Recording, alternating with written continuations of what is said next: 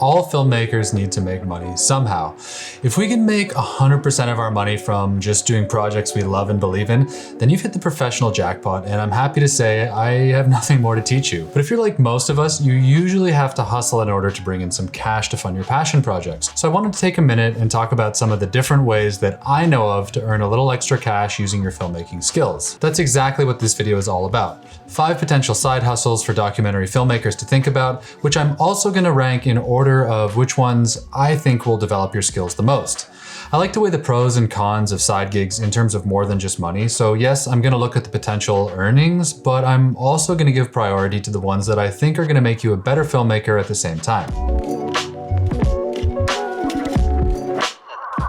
Hey guys, welcome back. And if you're new here, my name is Luke Forsyth, and on this channel, I teach the skills I've learned over 10 years working as a documentary filmmaker and photographer. If you're into that kind of thing, make sure to hustle that subscribe button because I've got more videos like it coming out every week. Okay, so like I was saying, eventually we'd probably all like to get to the point where we loved every gig we had and that our career was just one amazing job after the other. But in my experience, at least at the highest levels, it's rarely like that. And the old expression, one for the meal and one for the real, is true for most people out there.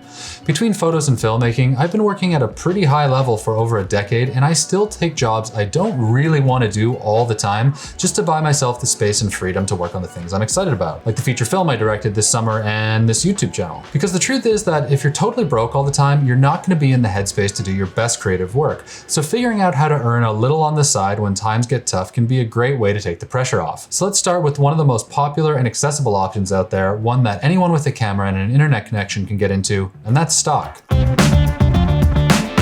If you've never heard of them, stock archives are big websites where people who need video content can pay a one-off fee or maybe buy a membership to access a large collection of footage. All you have to do is shoot some footage, make an account on one of these sites, upload and tag the footage, and then every time it's used by someone, you'll get a cut of the profits. It's a great tool for passive income, and I know lots of people who've had success buying and selling stock. So why am I putting it at the bottom of the list? Well, the first reason is because the market is already pretty saturated at this point, and if you want your footage to sell, it's gonna have to be really good. That means putting a lot of thought and effort into shooting scenes and locations at certain types of the day, and applying really nice color grades, then uploading it and tagging it, all of which can be super time consuming. So even though technically anyone can upload to these sites, beginners are probably going to have a hard time getting shots that stand out enough to sell. I also think that shooting stock really emphasizes the technical proficiencies of filmmaking rather than storytelling skills. So if your goal is to become a documentary filmmaker, you're not learning the most important skills, at least in my opinion. With all that said, if you're able to put the time and have tons of high quality footage just sitting around, it is possible to have passive income rolling in 24/7 while you work on other things. So for the right kind of shooter, it could be a great option. I'm curious, do you guys sell stock? I've really never had much luck with it, but I'm definitely open to having my mind changed. If you have and think I'm way off and putting it at the bottom of this list, let me know in the comments. Next on the list is another hustle that's primarily based in the technical abilities, and that's to get into the aerials game. And by aerials, of course, I'm talking about drones. But I don't mean that you should just go out and buy a DJI Mavic something or other and then wait around for money to roll in. I'm saying that you should first get a legal license for whatever country you live in, then get a drone and fly it for profit. In a lot of places these days, it's not enough just to own the drone, and they're easy enough to fly that most people could learn the basics in an afternoon. But by holding a license, you solve a problem for people operating in areas where doing it themselves just isn't practical. Like where I live in Vancouver, if you want to fly a drone for commercial purposes, the fine for not having a license is I think $5,000 on the spot, no negotiations. So for the average real estate agent or small business owner or whoever needs drone shots, it's probably better to avoid the risk and hire someone to do it. You don't need to go all in and buy an Inspire 2, but if you just make a Squarespace site with your city name and drone in the title somehow, and then join some marketing or real estate Facebook groups, I think you'd start to make money before too long.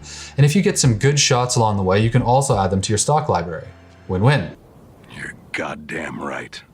The next side hustle on this list strays into the world of narrative filmmaking, though sometimes docs are big enough for these too, and that's to get a job as a PA. A PA, or production assistant, is a blanket term for general helpers on film sets. Most movies and commercials, and even some larger documentary shoots, need PAs. If you're within driving distance of a city with any film industry to speak of, every time a new production starts up, there's going to be an open call for PAs. Depending on the union rules where you live, PAs pretty much just do anything that's asked of them really, from driving people around, to picking up lunch, to helping pack up at the end of the shoot. The good part is that you get real time on set. You get to hear how the systems work, and usually you get paid pretty well.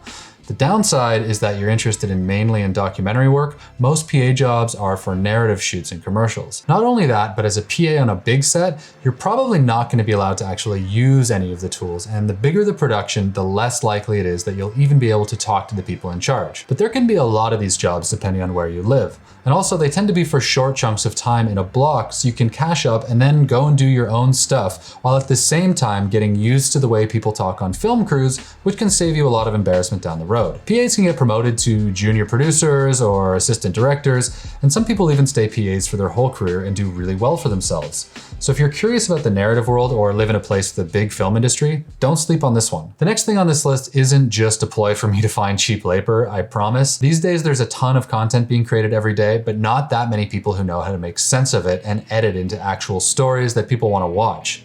If you're interested in documentary filmmaking, then learning how to edit can be almost as important as learning how to use a camera, because the reality is that in docs, a lot of the story takes place after the shoot is done in the edit. Learning how to think like an editor is going to help you shoot more efficiently and tell a better story, which is what it's all about in the end. Knowing how to edit and tell stories in post isn't just useful from a skills perspective, you can actually make decent money by doing it as well. I'd probably start out by making a profile on maybe Upwork or People Per Hour or one of the higher end sites, even though something like Fiverr could work if you're okay looking for starter jobs.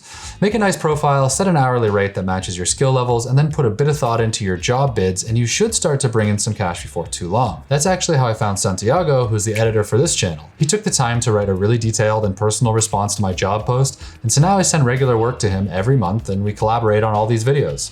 With just a handful of regular clients, I think it's totally reasonable to fully support yourself just from editing gigs like this, and at the same time, you're going to be developing your storytelling skills. So I like this side hustle a lot. And if anyone needs a great video editor, by the way, shoot me an email and I'll put you in touch with Santiago. He's the best.